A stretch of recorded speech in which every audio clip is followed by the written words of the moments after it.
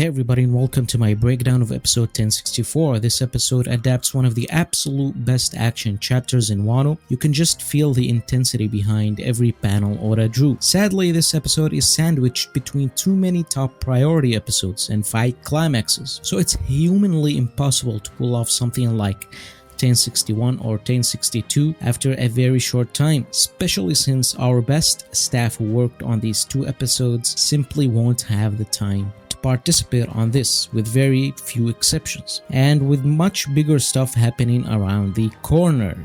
The episode director and storyboard artist is One Piece veteran Katsumi Tokoro. I've spoken a lot about him before. He's pretty much a hit or miss director. On one hand, he produced some of the most legendary episodes in the series, like Mary's Farewell, Whitebeard's Death, Roger Laughed. On the other, he gave us some very slow and dry episodes. He's the kind of director who excels mostly at dialogue-heavy episodes with emotional impact, so action is clearly not his forte. He's someone who, even when he gets the manpower to pull off something amazing, he still manages to drag things down with poor pacing control, flat storyboards, and just overall uninspired direction. An example of that is episode 915. It had a lot of amazing animators, but Tokoro's ideas and boards and extremely poor pacing damaged things to a high level, as Luffy punches Kaido endlessly for long periods of time. Another example is Jinbei vs Who's Who. It had great animation, but it still managed to be dry and forgettable. Unfortunately, Tokoro is someone who's trusted a bit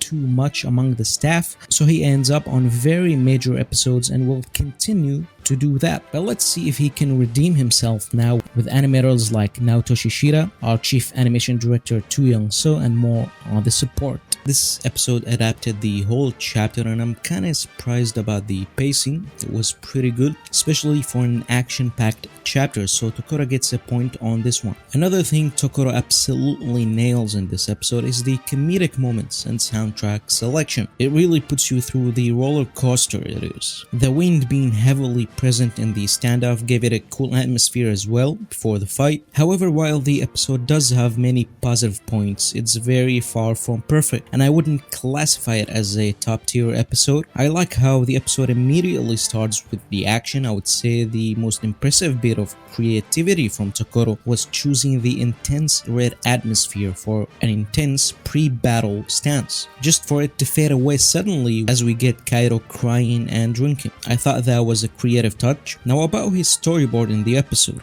It's hits and misses. I liked his framing in the episode, lots of cool shots especially for Luffy, but when action kicks in, this is where you know Tokoro is not fit for an action episode. His action storyboarding remains flat, very typical side angles, and moments like Luffy brushing off the slashes or deflecting the club were done badly. All the negative points don't exist when the content is dialogue based. I loved the moment with Otoko. Gorosei's section was amazing with very intense soundtrack and atmosphere. But yeah, overall lots of hits and misses. Now let's get into the animators. First, I want to give props to Kazuya Hisara, the animation director on the episode, not only delivering great corrections but also key animation. His sharp and simplistic style did wonders for the comedy, especially, mainly the cut of Kaido barely being able to stand. It was hilarious, and the facial expressions were just gold.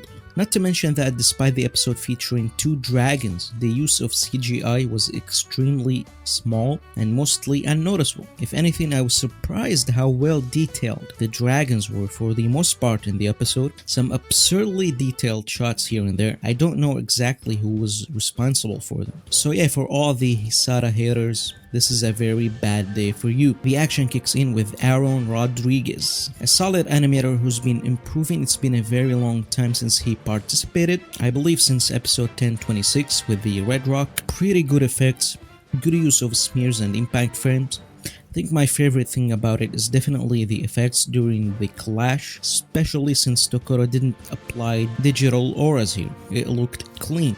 Now enter the GOAT, one of Toei's big monsters. Naotoshi Shida returns only 2 episodes after his 2+ minutes of madness on Sanji vs Queen.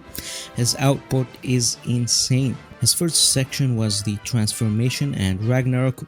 I can't get enough of Shida's Kaido drawings. He animated his introduction, so it's no surprise here. Absurd amount of detail, devastating impact. My favorite bit is the slow motion cut with Kaido looking sinister. The club spin and transformation were so sick. Shida is a king with transformations. I also love Luffy's facial expressions when he got hit. It sells the pain really well, although there should have been more blood. Overall, very solid stuff here.